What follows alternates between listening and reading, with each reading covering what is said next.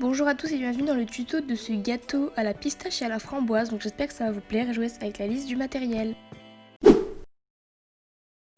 Donc niveau pâte, vous aurez besoin de la pâte à gâteau que vous utilisez d'habitude, d'une pâte vanille et d'une pâte couleur framboise, donc moi c'est un mélange. Du coulis de la couleur framboise, des éclats de pistache en fimo, couteau, lame, ce que vous utilisez d'habitude, des emporte-pièces ronds, une pince à épiler, un douting tools, une aiguille, un rouleau ou une passe à machine, de la fimo liquide, un support pour texturer et un clou à œil.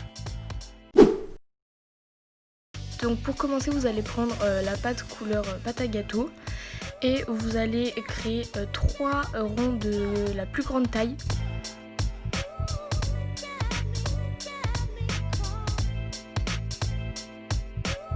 Vous allez ensuite mettre de côté ces 3 ronds là. On va ensuite s'occuper du coulis framboise, donc vous allez faire une plaque de la couleur framboise et vous allez créer 2 cercles au plus petit emporte-pièce.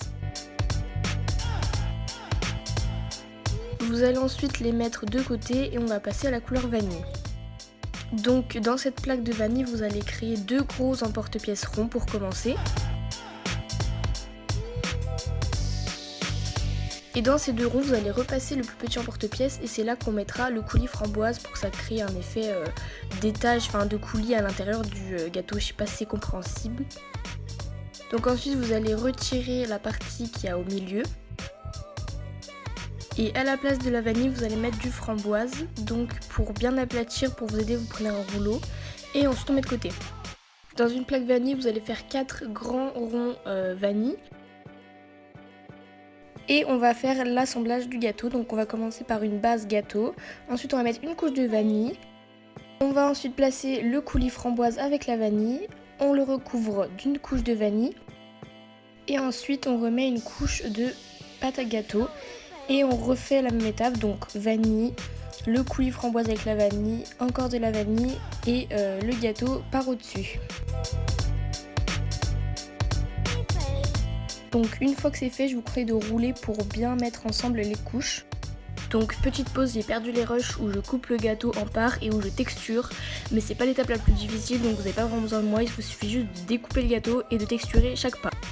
Donc voilà ce que ça vous donne une fois que c'est texturé, on va passer à la décoration.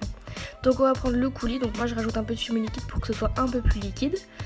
Et on va commencer par recouvrir le côté du gâteau, donc moi je commence toujours par le côté, comme ça je peux mettre mon clou à œil direct après, donc je recouvre bien le côté.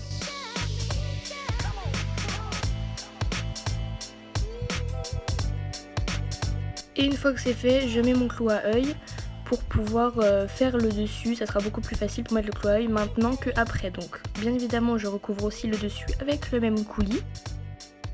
Et ensuite on va prendre les pistaches, donc les éclats de pistache, moi je les recoupe parce qu'elles sont beaucoup trop grosses, mais c'est comme vous le souhaitez. Et ensuite avec une pince à épiler, je vais les mettre et je vais les placer donc sur mon gâteau.